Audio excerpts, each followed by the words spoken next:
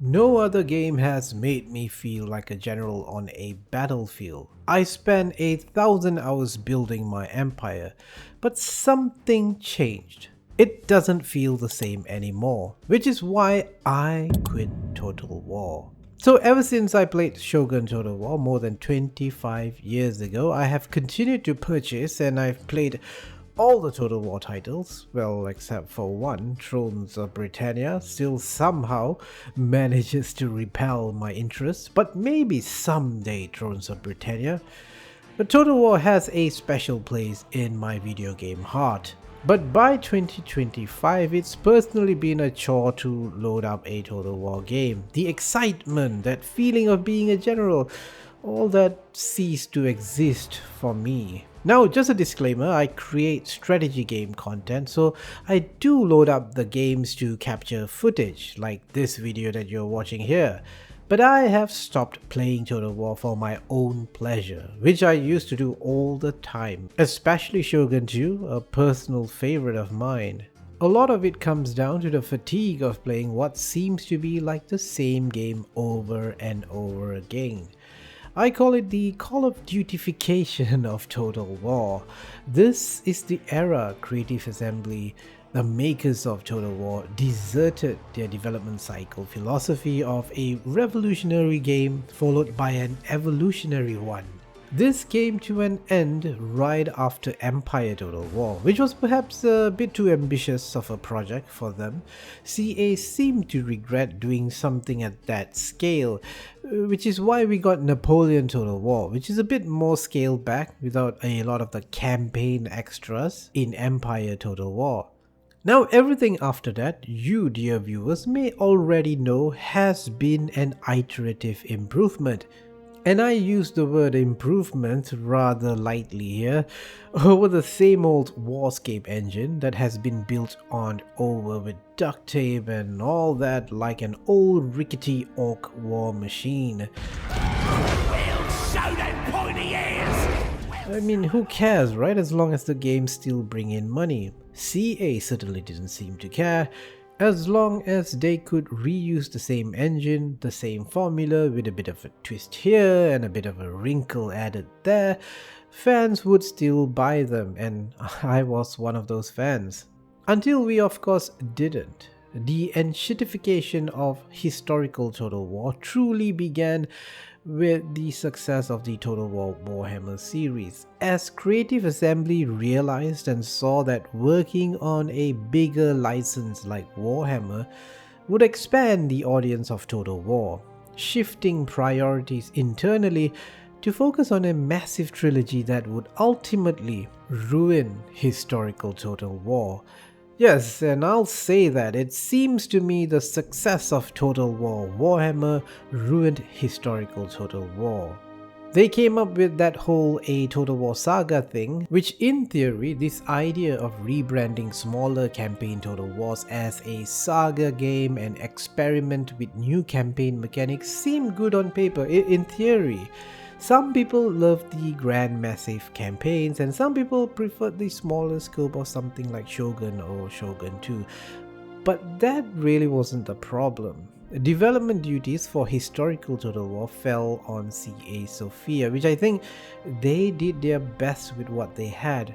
But I couldn't help feeling this sneaking suspicion that historical Total War had been relegated to the B tier category under this new era of Creative Assembly. And when a Total War Saga didn't work, these games didn't sell as well as the mainline titles, they tried to drop this entirely and frame a Saga game as a full-blown Total War game with Total War Pharaoh. None of us bought that, of course. Everyone saw through CA's attempt to try to change the rules that they've set themselves. They did it whenever it felt convenient to them, whenever it felt like they could make more money for themselves.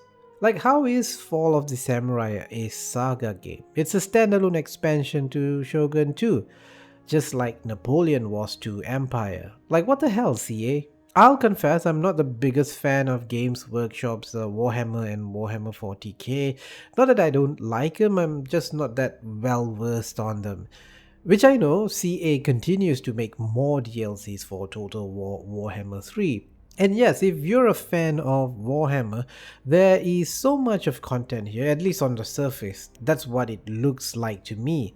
But you folks that play Warhammer 3 more, tell me, what do you think of the DLCs for the game? Have they kept your interest in the game? To me, playing Total War started feeling a bit like a Call of Duty game. A different setting, same old formula, nothing that massively improves the series to take it up to the next level. Although I will admit what they did on Three Kingdoms seems interesting campaign-wise, I was never the biggest fan of how it handled generals and their armies. Total War needs a revolution on the battles. But of course, that alone wasn't the sole reason that kept me away from Total War this past year. The fact is, there is a lot more competition for Creative Assembly in the competition of lengthy strategy games. In particular, the grand strategy games, specifically the ones from Paradox Interactive. Crusader Kings 3, Victoria 3 and Europa Universalis 5. I don't even know how I'm dividing my time between all of them. But these games have dominated my free time this past year.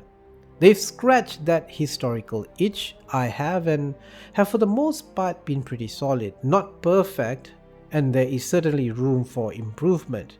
While Paradox Interactive may not be all that different in terms of their love for releasing countless DLCs for their games, and a lot of them seemingly deliver questionable value, one thing you can't accuse Paradox Interactive of is that they rinse and repeat the same old formula. Through this day, they don't. Every new sequel is a bold new take on their series, much to the chagrin of fans of Victoria 2 and even Crusader Kings 2. And to me, having to relearn a new Europa Universalis game, but that's the fun part of playing them, spending hundreds of hours learning a new exciting bunch of complex systems and trying to get good at them. I cannot say the same about Total War, and I ain't got a time for so many 100-hour games. But I also think Creative Assembly knows this. They announced brand new games and a new engine with Warcore. Although I'm not sure if Warcore is an all-new engine, probably more of an upgrade and rewrite at certain parts of the code. So far, I'm not entirely impressed by what they've talked about and shown in Total War Warhammer 40,000.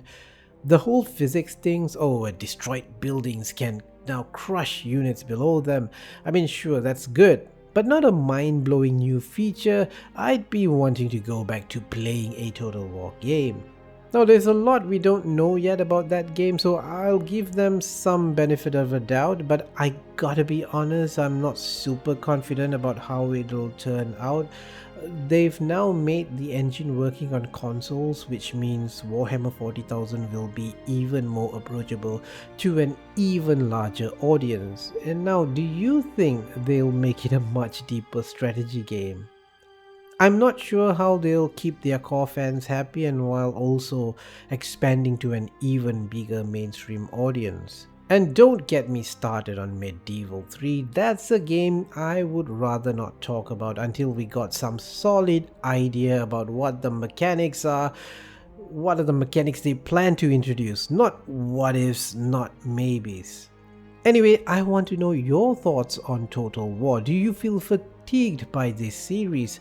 Have you stopped playing them? And if you're continuing to play them, what's keeping you with them? Maybe mods? Share with us in the comments. I shared my early thoughts on the Total War Warhammer 40,000 reveal in this video. I'm happy they revealed their secret officially. Everyone knew they were working on it.